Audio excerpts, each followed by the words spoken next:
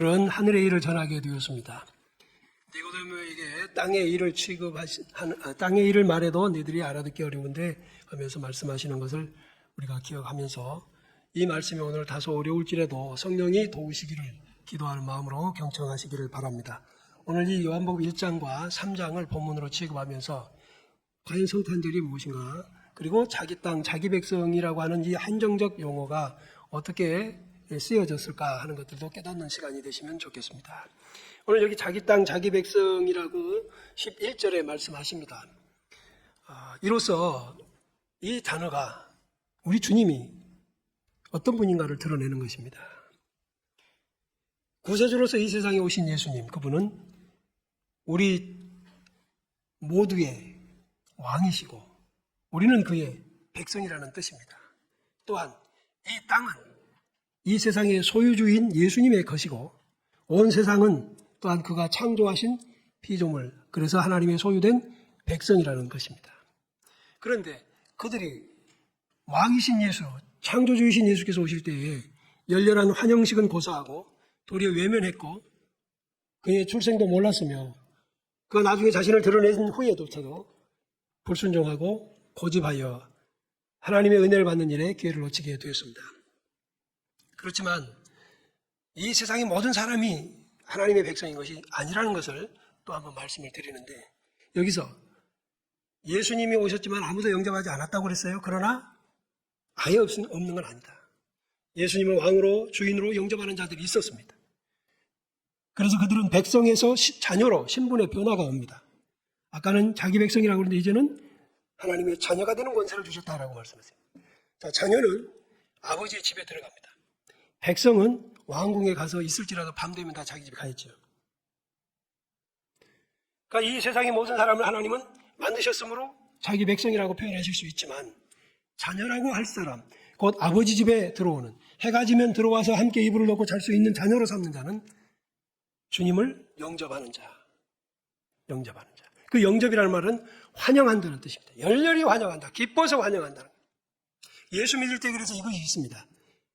그냥 어영부영하게 믿는 게 아니라 기쁘고 감사하고 충만한 가슴으로 믿게 되는 순간, 바로 그런 사람들이 예수님을 나의 왕으로, 나의 주인으로 섬기는 일에 주저함이 없으며 불평도 하지 않습니다.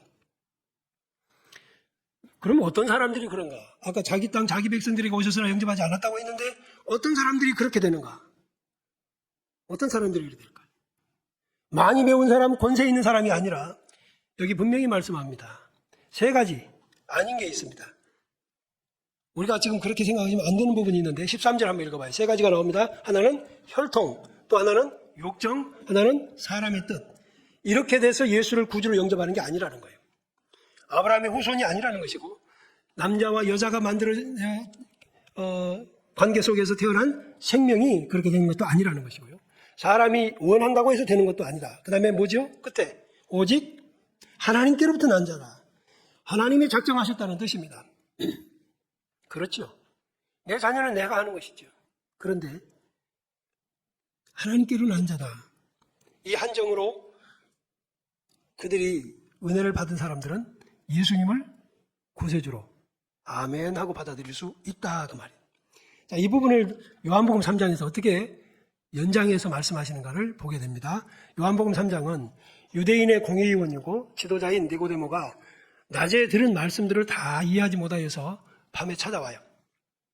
그런데 요한복음 19장에 보면 훗날 예수님이 십자가에서 죽으셨을 때 몰약과 침향 섞은 것을 가지고 찾아와요. 아리마대 사람 요셉이 시신을 내린 걸 알고 이 사람도 준비를 해가지고 와서 그 시체에 이걸 바르는 거죠. 다시 말하면 니고데모라고 하는 사람은 어떤 사람인가 하는 거예요. 그가 다 이해하지 못했으나 그는 예수를 떠날 수 없는 사람이었어요. 할렐루야. 그래서 오늘 여러분 귀 반짝 세우시고 이 말씀 들으시는 가운데 주의 영이 우리를 더 깨우치시고 성숙으로 나아가도록 도와주시기를 간절히 소원하는 마음입니다. 자, 3장 5절 시작. 예수께서 대답하시되 진실로 내게 이르노니 사람이 물과 성령으로 나지 않으면 하나님의 나라에 들어갈 수 없느니라. 네, 밤에 찾아온 니고데모에게 칭찬 좀 듣다가 주님이 하신 말씀이 사람이 물과 성령으로 나지 않으면 하나님 나라에 올 수 없다. 그러자 그가 이해가 안 됩니다. 어떻게 사람이 거듭나지요? 늙었는데 모태에 들어갔다 나옵니까? 그래 안 된다. 그게 아니라는 거예요. 그러면서 성령으로 난 것이 얼마나 이해하기 어려운가? 8절 있습니다. 8절. 바람이 임으로 불매 내가 그 소리는 들어도 어디서 와서 어디로 가는지 알지 못하노니 성령으로 난 사람으로 다 그러하니라. 아멘. 지금 여기 여러분도 자신 안에서 일어난 일을 다 알지 못하는 것이 당연합니다. 왜 그런가? 바람이 불었을 때 바람 이리 불고 저리 불고 하지만 소리는 들어요. 그런데 이 바람이 어디서 왔지요? 어디로 가지요? 우리 모릅니다. 결과는 알지요. 예, 결과는 알아요. 바람이 날리는 여러 가지 것들을 보면서 알아요. 아, 저게 있구나. 성령으로 난 사람도 그러하다. 이 말은 성령으로 나는 과정은 잘 몰라도 뭐 난다? 결과는 있다. 성령으로 난 사람은 삶의 변화가 온다. 분명히 영향력이 있다. 그런데 교회를 다니면서도 하나도 보이지 않는 게 있다. 저 사람이 하나님의 백성이 아닌지 모르겠다. 그런 문제가 있는 것이죠. 자, 그럴 때 니고데모가 9절 다시 질문합니다. 시작. 니고데모가 대답하여 이르되 어찌 그러한 일이 있을 수 있나이까. 예, 이거 정말 이해가 안 됩니다. 그러자 네가 이스라엘 선생이면서 다시 말하면 백성들을 가르치는 관원이고 재판하는 사람이고 하면서 어떻게 그걸 모르냐. 그런 사실 말씀이 12절에 있습니다. 시작. 내가 땅의 일을 말하여도 너희가 듣지 아니하거든 하물며 하늘의 일을 말하면 어떻게 믿겠느냐. 아멘. 지금 이것은 하늘의 일, 땅의 일 섞여 있습니다. 사람이 하는 일, 하나님이 하시는 일이 여기 섞여 있습니다. 그래서 주님께서 하늘의 일을 다시 말씀합니다. 14절, 15절까지 시작. 모세가 광야에서 뱀을 든 것 같이 인자도 들려야 하니 이는 그를 믿는 자마다 영생을 얻게 하려 하심이니라. 아멘. 예수님이 왜 오셨을까? 여기 답이 나왔어요. 십자가에서 죽으시려고. 자, 여기 14절에 모세가 광야에서 뱀을 든 것 같이 인자도 들려야 한다. 이 말씀은 무슨 말인지 아시겠죠? 혹시 믿음이 초보에 계신 분들은 다시 한번 설명해 드립니다. 이스라엘 백성이 광야를 통해서 가나안 땅에 가려고 할 때 그들이 불평하고 원망하죠. 그때 하나님께서 그들에게 불뱀을 보내셔서 물어 죽게 하세요. 그런데 그들의 고통과 죽음을 또 방치할 수 없어서 모세가 엎드려 기도할 때 그에게 답을 하나 제시해 주시는데 그 지금 너희들을 물어 죽이는 그 뱀의 형상, 꼭 그렇게 닮은 불뱀의 형상을 구리로 하나 만들어라. 그리고는 높이 장대에다 달아라. 그리고 외쳐라. 여러분, 이걸 바라보세요. 그러면 여러분이 불뱀에 물려서 죽는 고통 속에서 또 죽음 속에서 치료받고 회복됩니다. 외쳤어요. 자, 그런데 여러분, 비읍자도 이제 듣기 싫은 그런 상황일 텐데 똑같은 것을 만들어 놓고 쳐다봐라. 이건 무슨 말이죠? 거기는 믿음과 순종이 있는 것입니다. 그런데도 불구하고 고집 부리는 사람, 자기 생각이 있는 사람은 안 쳐다봐서 죽어요. 바로 불뱀을 장대 밑 달아놨지만 바로 그 밑에서도 죽을 겁니다. 안 쳐다보니까. 안 믿으니까. 오늘 이것과 똑같은 거예요. 자, 이제 우리 다시 1장으로 가보겠습니다. 1장.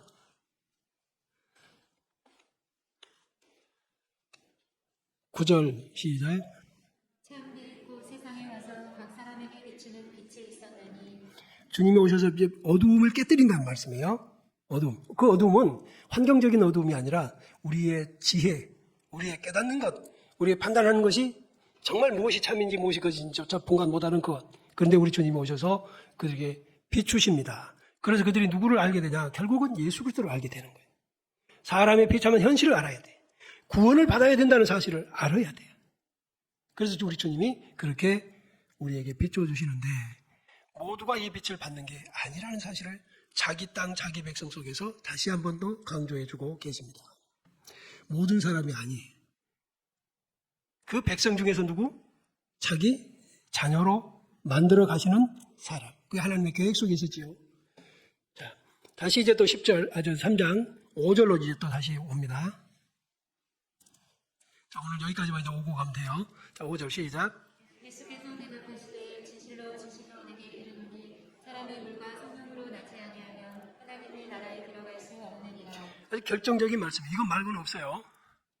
우리 주님이 직접 하신 말씀입니다. 사람이 물과 성령으로 나지 아니하면 그 위에는 거듭나지 아니하면 이라는 말씀이 있어요. 그런데 물과 성령이라는 말은 무슨 말일까? 자, 물은 전통적으로 우리 신학자들이 해석을 할 때 의견이 좀 분분하긴 하지만 전통적으로 세례를 의미합니다. 세례. 그럼 내가 세례 받았는데? 그래요. 세례는 자신이 죄인인 줄을 깨닫는 이들이 받는 죄 씻음의 의미요. 나는 그리스도와 함께 연합하여 이제 주님의 삶을 살겠습니다 하는 것입니다. 그 고백이에요. 여기서 우리가 조심스러운 게 하나 있어요. 세례가 너무 남발되고 있다는 거예요. 그리고 형식화된 세례를 우리는 여기서 포함시키면 안 된다는 것을 유의해야 합니다. 군대에서 그 연병장에 놓고 물을 칵 끼얹어가지고 세례받았다. 글쎄요. 자기 고백, 자기 정체성 없는 그런 세례는 형식이에요. 우리 길바닥에 들어누워 있는 술 취한 사람이 자기 입으로 세례받았다는 거 저는 들었어요. 나 이래봐도 세례받은 사람이라고 들어요. 세례는 하나님과 약속, 언약 속에 들어가는 겁니다. 하나님의 백성으로 살겠습니다. 세상 것을 끊겠습니다. 그래서 이 물과 성령으로 했을 때 물이라는 것은 인간의 행동이 들어가는 거예요. 그럼 인간의 행동이 하나님의 구원하심에 협력을 해야만 되느냐? 그건 아니고 인간의 진실한 세례를 받겠다. 내가 죄인입니다 하고 자기 죄를 많은 사람들 앞에 부끄러움을 모르고 외쳐서 그 후로 저 사람이 어떤 죄를 지었다니 하고 조롱을 받고 돌팔매를 들을지는 그 상관없고 나는 오직 하나님, 나를 멸망시킬 하나님 앞에 내 죄를 고백하고 용서받기를 원하는 사람. 바로 그러한 심정으로 그리스도 예수를 나는 믿고 그분이 나의 죄를 용서하셔야만 나는 천국 갈 그 믿음이 있는 사람. 그거 세례받는 거예요. 그 세례받은 사람을 하나님은 성령으로 이제 역사하신다. 그 다음에 물, 성령이죠. 거듭나는 것은 하나님으로부터 나는 겁니다. 첫 번째 나는 것은 누구부터 나요? 부모, 사람으로 났죠. 우리는 어머니, 아버지로부터 났어요. 그 첫 번째 난 거야. 근데 거듭난다는 것은 다시 태어난다는 말인데 이번에는 하나님으로 난, 하나님의 자녀로 태어납니다. 아멘. 하나님의 자녀로 자녀로 태어나서 유모가 필요해요.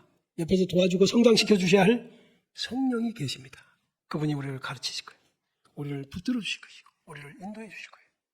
자, 부모와 스승은 아이의 잘못을 깨닫도록 해주고 그것을 고치도록 돕는 역할을 합니다. 그래서 하나님의 은혜가 임하면 어떤 사람이든지 진실로 하나님의 은혜가 임하면 자신의 죄를 보게 됩니다. 혹시 세례받은 분들 중에 자기 죄를 보지 못하고 그냥 6개월, 1년 됐으니까 세례받았다. 그런 분들은 거듭 더 기도하십시오. 주님, 제가 너무 잘못된 것 같은데 제게 정말 세례의 은혜를 주십시오. 내 자신을 보는 은혜를 주십시오. 오늘 이 시간에도 이런 말씀 듣다가도 얼마든지 하나님의 성령이 여러분들을 진실로 네 모습 이거다 하고 보여주실 것입니다. 교회에서는 도덕과 윤리를 자랑하는 게 아닙니다. 내가 도덕적으로 살았다, 윤리적으로 살았다, 누구에게도 손가락질 받을 일이 없다. 이게 아닙니다. 하나님 앞에 손가락질 받습니다. 하나님 앞에 죄인이 아닌 사람이 없습니다. 그러므로 정말 하나님의 은혜는 얘야, 네가 이렇게 더럽다. 이거 놔두면 너는 멸망하는 거야. 그래서 내가 네 죄를 씻으려고 독생자 예수를 세상에 보낸 거야. 아멘. 그것이 믿어지게 하시는 그 믿음을 선물로 받는 겁니다. 그래서 세례를 받고 자기의 죄를 고백한 뒤에 그 죄를 끊고 이제는 그리스도와 연합하여서 그의 삶을 살아가는 겁니다. 이것이 진정한 세례받은 사람들의 모습. 자, 그렇게 해서 거듭난 사람, 새로 태어난 하나님의 자녀는 아직 이것저것 모를 때 많습니다. 교우 여러분 중에 오해하시면 안 돼요. 그럼 나는 세례는 받았는데 아직도 이러는데 문제가 있나? 여러분, 이것을 육신으로 태어난 사람이 성인이 되어가는 과정을 한번 대입을 해보세요. 이제 막 태어난 아이는 절대적으로 양육이 필요합니다. 그렇죠? 절대적으로 보호자가 필요합니다. 이 아이는 놔두면, 핏덩어리로 놔두면 그냥 죽습니다. 그래서 태어나서 적어도 한 달 정도는 엄마가 잠을 제대로 못 자지요. 하나님의 성령이 우리가 연약한 중에 태어났을 때 우리를 도우시고 보혜사로 곁에 계셔서 우리를 한없이 돌보시고 성장시켜 주시는데 성장한 후에 판단할 때, 선택할 때 또한 말씀이 생각나게 가르쳐 주시고 그대로 따라 살도록 도와주십니다. 아멘. 그래서 진정으로 물과 성령으로 거듭난 사람은 죽음이 두렵지 않게 믿음을 지키는 거죠. 하나님의 자녀로 태어났으나 아직도 어리다. 여러분, 성장이 가야 되기를 바랍니다. 그런데 그때가 가장 위험하죠. 아이 때가 가장 위험해요. 면역력도 약하고 돌봐주지 않으면 안 되니까. 자, 여러분, 그때에 마귀는 있을까 없을까? 그래요. 그러니까 교회 다니기 얼마 안 된 사람들은 그 약한 상태를 누가 돌봐줘야 돼요? 성령이 돌보시는 것을 우리는 인정하지만 또 하나는 곁에서 우리들이 기도해주고 또 그들을 붙들어주는 도움이 필요합니다. 니고데모가 배울 만큼 배운 사람인데 이해가 안 됩니다. 어떻게 이런 일이? 그런데요, 이 하나님이 하시는 일은 모두가 다 그런 고백을 할 수밖에 없어요. 시편 139편 14절에 개역성경, 전해성경은 아주 이런 말씀을 하시거든요. 내가 주께 감사하오면 나를 지으심이 신묘막측하심이라. 이 말은 심히 기묘하다, 이해가 안 된다, 묘하다, 기이하다, 인간의 영역을 뛰어넘는다는 뜻이죠. 할렐루야. 하나님이 하시는데 그러면 이건 이랬네요 하고 이해가 될 리가 없어요.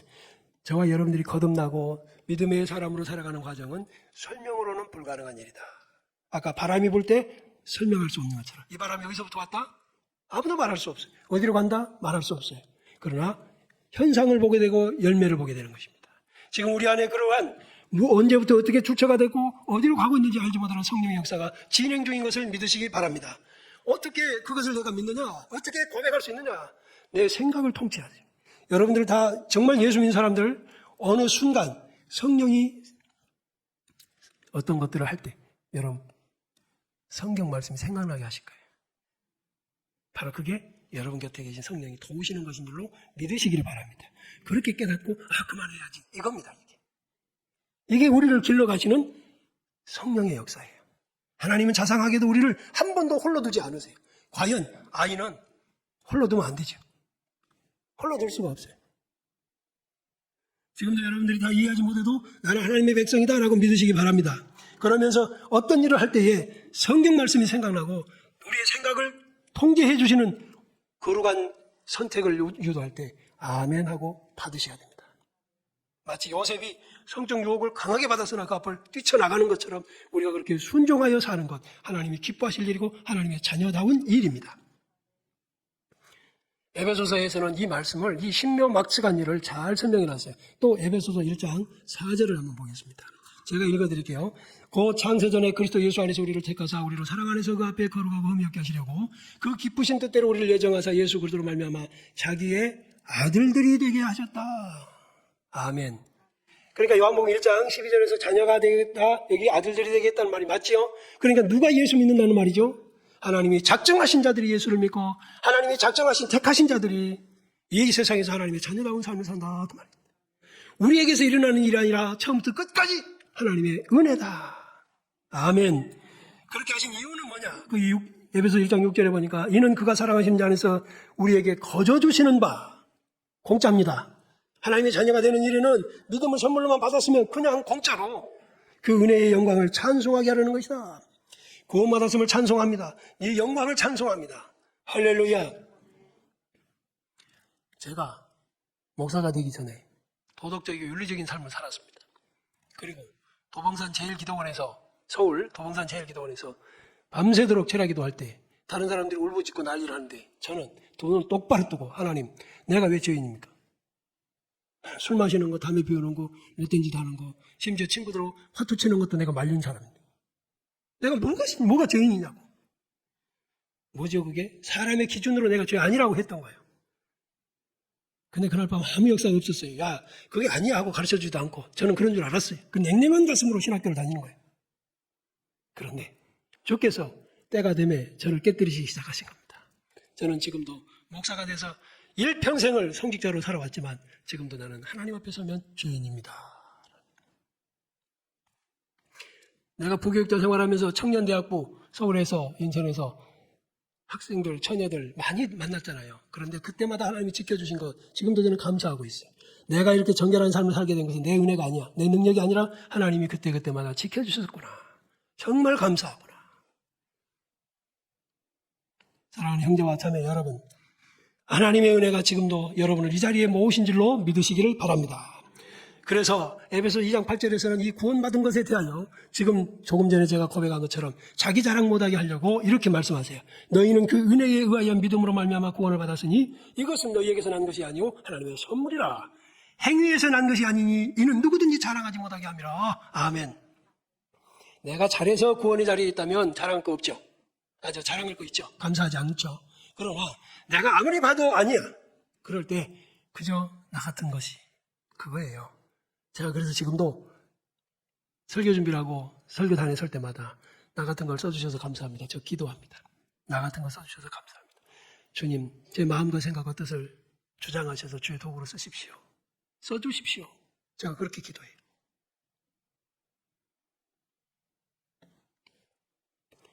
막내딸이 저희 부부에게 3살짜리 손녀의 동영상을 종종 보내주고 있습니다.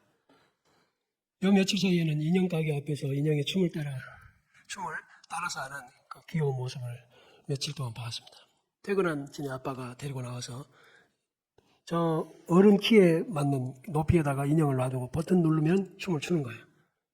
맨날 그 앞에서 몸을 흔들어대요. 어느 순간인가는 저희 부부가 저러다가 저 가게 주인에게는 참 얄밉게 보이겠다. 식구들이 와가지고 하다가 또 가고 배터리만 소모시키고. 그래서 전화를 했지요.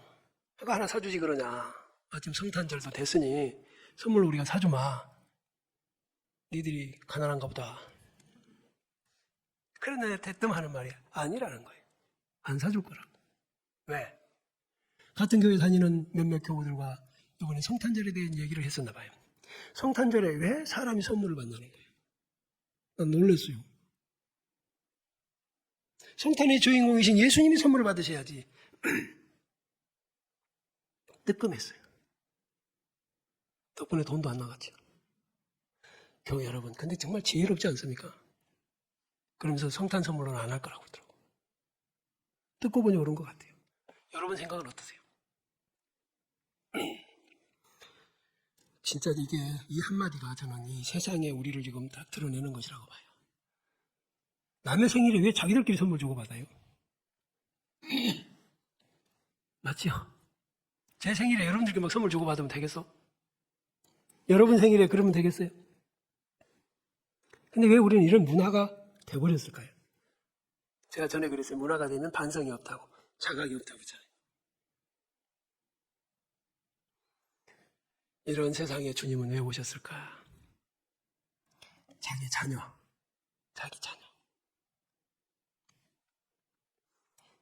주의 은혜가 임하면 회개하게 됩니다. 회개한 자들은 주님을 자기 인생의 주인으로, 왕으로 모십니다. 그것이 영접하는 자라는 말이 되는 거예요. 영접한다는 말은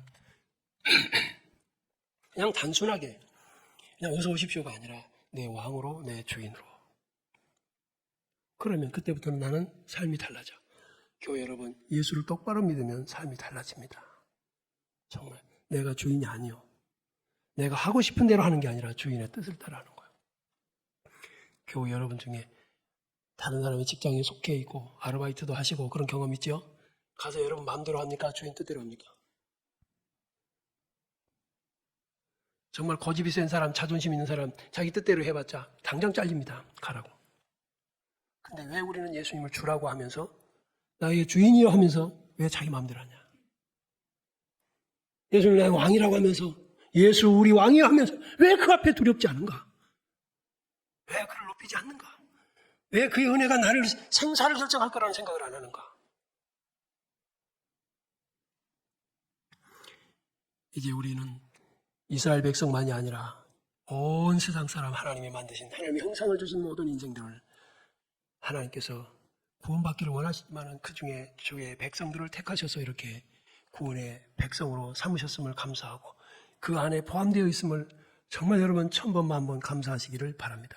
그러면서 우리가 남은 생을 살아갈 때 우리도 예수님처럼 십자가 지고 고난의 길을 가는 겁니다. 왜? 이제는 예수님이 또 오시는 게 아니라 우리의 삶을 통해서 예수님이 드러내십니다. 자신을. 우리에게 그래서 사명을 주시는 거죠. 이때 힘들면 예수님은 이 땅에 계실 때 위로를 사람에게 받는 게 아니라 하나님께 받으셨어요. 아멘. 그는 힘들면 기도하러 가셨지요. 중요한 일은 기도하러 가셨지요. 우리가 그 길을 따라가는 겁니다. 정말 믿음으로 살려면 사람이 아니라 하나님만이 위로가 됩니다. 세상이 그를 알지 못했다고 말씀합니다. 그만큼 세상은 미련하고 어두웠다는 뜻이지요. 그렇지만 하나님의 은혜를 통해서 구원받은 백성은 기꺼이 그리스도의 통치를 받으려고 하고 어디서나 자신이 그리스도께 속했다고 고백합니다. 그리고 그를 섬기겠다고 단언합니다. 하지만 아직도 많은 사람들이 교회 안에 다니면서 자신을 그리스도인이라고 입으로만 말하고 예수님을 주인으로 인정하지 않는 모습들이 보이지요.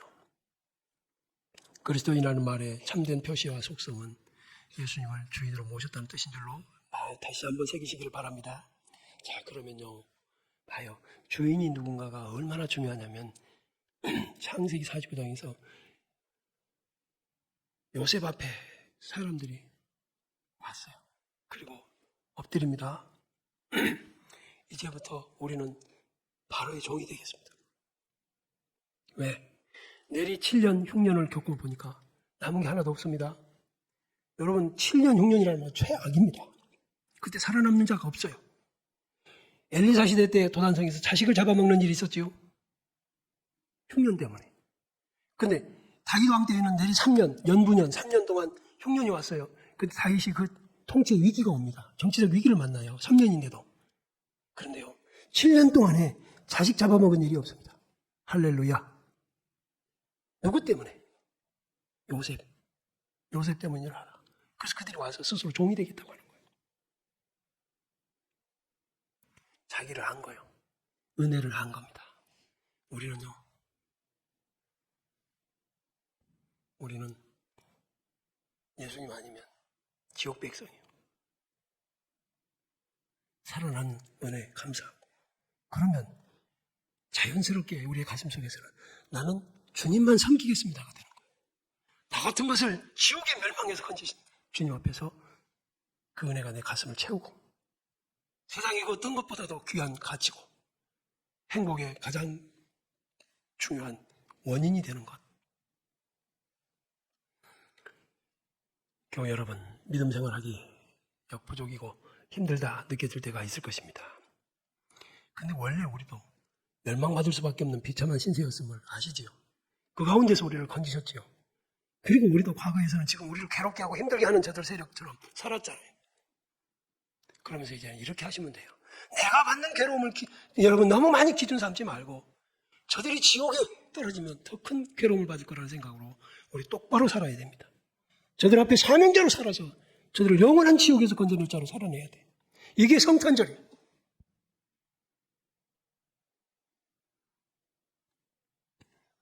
우리 혈통으로도 육적으로도 사람의 뜻으로도 되지 않는 이 구원의 은혜를 우리가 어떻게 받았어요? 어떻게 우리가 받았죠? 우리 혈통으로 보면 멸망받은 혈통입니다. 맞지요?